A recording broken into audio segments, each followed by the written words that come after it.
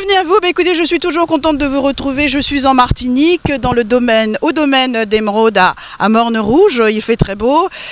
Je vais donc rencontrer le responsable, Fred Martaille, qui va nous faire découvrir cet espace, plutôt un site d'exploitation, 1000 découvertes, un voyage exceptionnel et unique. À tout de suite. Bonjour Fred.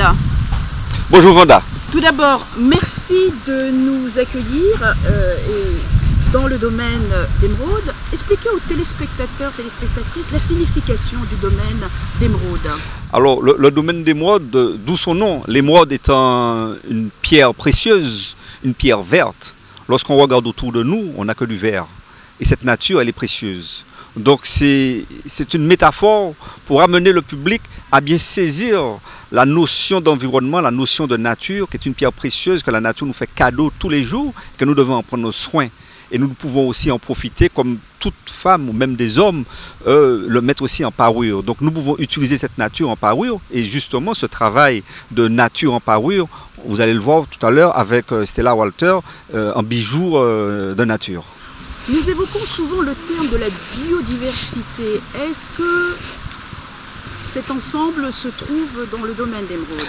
Alors, la biodiversité, oui, cet ensemble, pour le mot biodiversité, on le trouve partout. La Martinique même déjà représente quand même une biodiversité très diversifiée.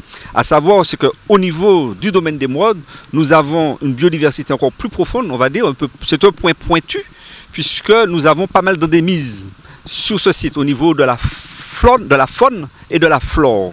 Alors, au niveau flore, on a le colibri tête bleue qu'on peut observer, qui est quand même assez précis, assez présent sur ce site-là. Et puis, nous avons d'autres espèces végétales qu'on peut aussi retrouver sous ce site et que très difficilement retrouver ailleurs. On est situé donc à Morne-Rouge, Fred. Combien de kilomètres par rapport à différentes régions? Parce que je viens de Fort-de-France, on est à combien de kilomètres? Alors, pour Fort-de-France, on est à peu près à 25 km, 25-30 km. En temps en voiture, on va dire pour un conducteur moyen à 50 km/h, on est à peu près à 40 minutes, 1 heure de temps de route. Pour un habitué, il le fait en une demi-heure, bien entendu. Bon, par rapport au Morne-Rouge maintenant, le centre même du Morne-Rouge, on est à peu près à 5-7 km. Bon, on en met à peine un quart d'heure pour faire l'aller-retour. Parlez-nous de l'historique. Il y a une histoire à Morne-Rouge, sur un plan culturel, archipel. Alors, vous savez, l'histoire du Morne-Rouge, elle est très diverse. Alors, est-ce qu'on va rester Morne-Rouge, montagne Pelée, avec l'éruption de la montagne Pelée, ce que nous connaissons déjà, ou est-ce qu'on va parler un peu plus de ce qui est au plus près de nous, Font-Marie-Reine, où il y avait l'hôpital, le camp militaire, l'hôpital, il y avait les réfugiés des Arcadiens qui vivaient non loin d'ici, parce que nous sommes au quartier Propreté, et sous ce quartier Propreté, on avait les Arcadiens, on avait les réfugiés de Guyane qui étaient venus habiter en contrebas du piton gelé que nous voyons sous notre main gauche. Et ce quartier s'appelait avant quartier Pauvreté. Et vous pensez bien, quartier Pauvreté, c'est d'une manière. Donc, au fur et à mesure où le temps a changé les choses, c'est devenu quartier Propreté. Donc, au niveau du Morne-Rouge, en fonction de l'endroit où vous allez vous placer, vous allez avoir une histoire. Si vous vous placez plus près de Saint-Pierre, vous aurez l'histoire des réduits, le petit réduit, le grand réduit, puisque le Morne-Rouge a pris du temps à devenir une commune. C'était vraiment un quartier de Saint-Pierre où les colons venaient un peu s'assouplir du bruit de la ville. Voilà.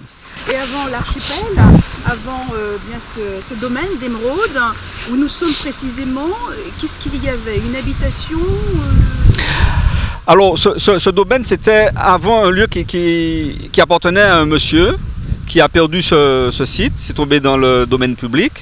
Et ce site a porté son nom pendant un bon moment, qu'on a appelé le domaine d'Estripeau. Et avec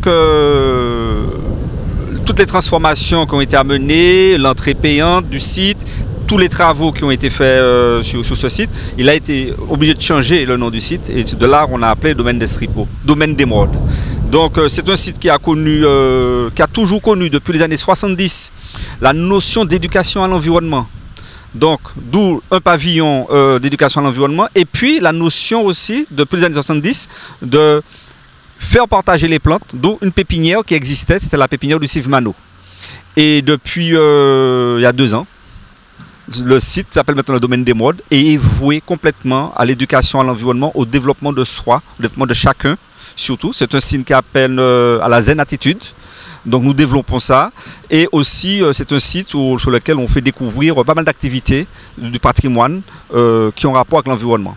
Donc c'est un site d'interprétation de la nature martiniquaise, voire même caribéenne. Et d'exploitation aussi? Et d'exploitation, oui, on pourrait dire ça, oui, puisque nous sommes aussi un site d'expérimentation. Nous expérimentons les plantes médicinales, nous expérimentons aussi les anthuriums, tout notre type de culture. La nature ici, elle est très riche. Nous sommes dans un milieu hygrophile, nous sommes au nord de la Martinique. Nous sommes dans un milieu de pluie. Ici, il y a à peu près 2 mètres d'eau qui tombent par an. Donc on a une nature beaucoup plus luxuriante et qui ne donne pas accès facile au site. Donc l'avantage qu'il y a, c'est que nous avons un parcours en forêt, parcours bétonné en forêt, où on peut aller au cœur d'une forêt hygrophile, sans pour cela se salir les pieds, sans pour cela essayer de pousser une branche. Tout est fait de façon à ce que le public puisse découvrir en toute quiétude. En matière d'espèces, je vais vous dire, si c'est pour les citer, la liste sera longue. Je vais dire, après, chaque corps de métier dans l'environnement trouvera son compte. Tant celui qui va s'exercer à rechercher les champignons, celui qui va s'intéresser aux plantes supérieures ou aux plantes inférieures, il pourra trouver son compte.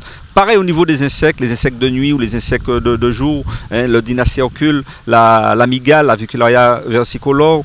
Bon, vous avez j'ai nommé de la faune, mais je n'ai pas nommé de flore, vous allez me dire. Mais il y en a aussi, il y a le gommier blanc, il y a... Et pourtant, c'est le sujet que je connais peut-être le mieux, même la flore. Mais ça, vous savez, comme vous connaissez très bien, ça vous échappe.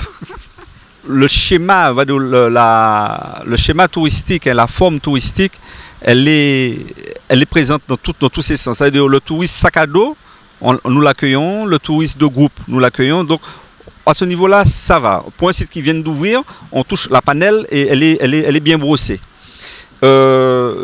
Maintenant, le site, comment le management se fait sur le site du public, puisqu'on est quand même sur une grande surface. Donc, il y a toujours un animateur sur la zone haute du site qui va recevoir le public, parce que le public, on veut avant tout que le public puisse le faire seul, avec des indications que l'animateur va apporter. Si maintenant le public désire un guide, eh bien, nous mettons en place une formule guide, bien entendu, qui sera payante. Et à ce moment-là, il aura un guide qui va lui tenir la main pendant tout le parcours. Mais je vous jure que ce n'est pas le meilleur moyen de découvrir le site. Ou encore de prendre le guide pendant un moment et après de faire le chemin seul. Car on ne peut apprécier quelque chose qu'on voit avec ses yeux et avec son histoire.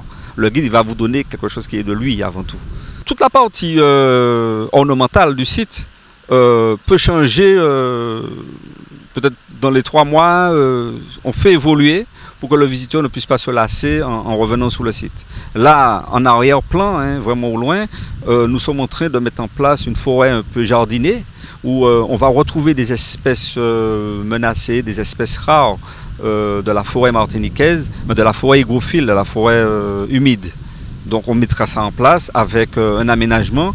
Là, on est en projet de recevoir la plantothèque de la Tramilothèque sur le site. Donc en allant sur le site Tramil, vous allez avoir des numéros de chaque plante et ces numéros, vous allez les retrouver ici avec les mêmes plantes médicinales. Et là, vous aurez les informations avec panneaux, avec flashcode et tout. Le rôle de la région sur le parc naturel. Mais le parc naturel régional, pour vous parler du rôle de la région, vous parlez du parc naturel régional. Oui. Le parc naturel régional, c'est un syndicat mixte de collectivités, où le plus gros financeur de ce syndicat mixte de collectivités, c'est la région. Voilà. Et après la région, il y a le département, les communes, les communautés de communes. Donc, tous les acteurs, quel que soit leur niveau, agissent sous le domaine d'Émeraude. Je ne suis avant tout, je vais dire, l'humble serviteur de chaque visiteur.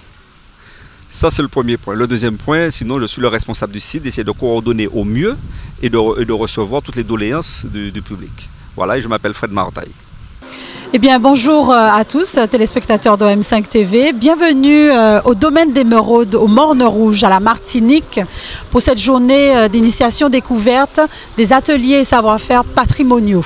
Donc, Mademoiselle Mondésir, Mireille, ethnologue, pour vous guider aujourd'hui. Alors, la Martinique aujourd'hui, après, on va dire des années où certains savoir-faire traditionnels étaient mis au rebut de la société, a fait un travail considérable de valorisation et de vulgarisation justement de ces connaissances anciennes traditionnelles. Donc aujourd'hui, au domaine d'Émeraude, nous avons la chance d'avoir des artisans qui sont héritiers d'un savoir-faire ancien, comme le tressage du bakwa par exemple, qui est une plante que l'on trouve aussi bien dans la Caraïbe mais aussi en Afrique et en Indonésie, que nous utilisons notamment pour la confection de paniers, d'objets divers, de bijoux, de chapeaux. Nous avons aussi un artisan qui travaille le latanier, qui est un végétal qui nous permet de créer notamment des balais traditionnels. Nous avons aussi une créatrice de bijoux à partir de graines et de matériaux que la nature nous offre. Donc Stella Walters qui est avec nous aujourd'hui et qui vraiment que nous remercions pour sa présence, qui crée des objets qui nous incitent à nous rapprocher un peu plus de notre environnement et à prendre soin, puisqu'il nous permet de nous nourrir, de nous maintenir, mais aussi de nous projeter dans l'avenir. Donc un matériau qui a priori semble désuet, comme le fruit à pain par exemple, permet aujourd'hui d'amener très loin sur les scènes internationales, lors de shows de mode par exemple, l'empreinte de la Martinique. Nous nous sommes dit que néanmoins, proposer des choses qui semblent traditionnelles, on peut se dire que ça peut-être ne va pas intéresser grand monde. Eh bien non, parce que aussi bien les locaux que les personnes de passage sont très heureux de venir sur le site pour découvrir ces savoir-faire et pratiquer eux-mêmes, s'initier et repartir chez eux, donc qu'ils soient canadiens, parisiens, hollandais et même asiatiques. Tout le monde est très content de pouvoir échanger ce patrimoine que finalement nous avons à peu près un peu tous en commun, quel que soit le pays de provenance. Ce lieu est intéressant à plus d'un titre. Donc nous sommes sur un domaine d'environ 17 hectares végétalisé, boisé, en partie naturel, mais aussi avec la présence, la main de l'homme. Donc c'est un lieu qui est mis en beauté. Nous avons fait le choix volontaire d'une architecture type constructiviste, donc des lignes simples, la masse du béton, justement pour permettre aux visiteurs de faire une lecture plus aisée de ce paysage végétal. Donc les deux sont en relation et chacun sublime l'autre. Donc comme vous avez pu l'observer, les lignes sont claires, le style est épuré. Nous avons une galerie, une coursive autour du musée central qui offre des fenêtres comme autant de cadres d'appareils photo pour justement valoriser et sublimer cette nature.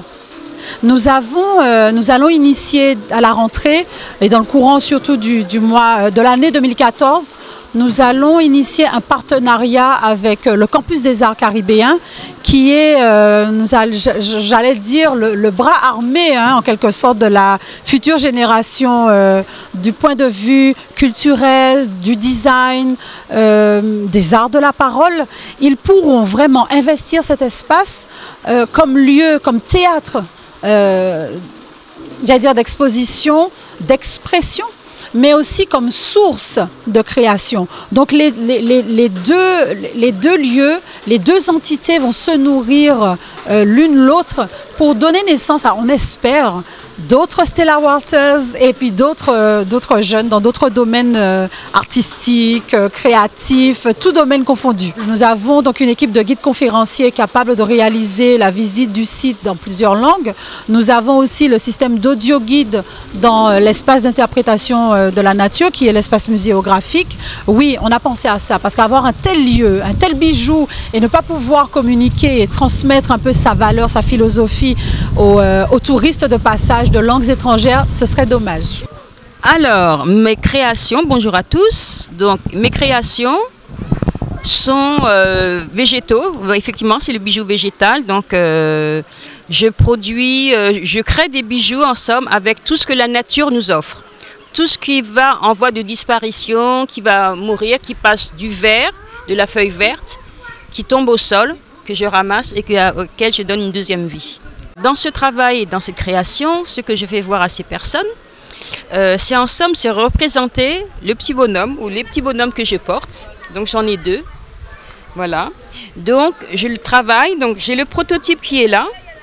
Et en somme, après, je l'ai fait au goût du jour, c'est-à-dire avec une graine qui est en voie de disparition, qui s'appelle la graine Job, qui s'appelle exactement l'arme Job.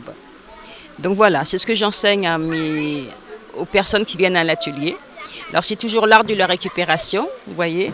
Donc on utilise du bois, des perles de bois, la graine Job, les pistaches de cacahuètes qui me servent de chaussures et éventuellement des chapeaux. Donc voilà, c'est ce que j'enseigne. Après, avec la personnalité de tout à chacun, il y a différentes choses qu'elles peuvent choisir pour personnaliser leur petit objet. Mais sinon, je travaille d'autres bijoux, donc le fruit à pain, le morgani, la fleur de coco, toutes sortes de choses, quoi. Voilà, bah écoutez, notre traversée, notre voyage, l'escale que nous avons fait sur le site d'exploitation du domaine d'Émeraude se termine. Mais avant tout, je tiens à remercier Fred Martaille, responsable du site du domaine d'Émeraude, parc naturel régional de la Martinique. Mireille Mondésir, ethnologue, parc national régional de la Martinique, et Stella Walter, que nous venons à l'instant d'interviewer, créatrice de bijoux végétaux. Voilà, lieu paradisiaque, lieu exceptionnel. N'hésitez pas, venez visiter ce domaine auquel vous allez pouvoir faire beaucoup de photos et garder en souvenir. Merci à vous de votre fidélité et restez toujours avec nous en Martinique. Bye bye!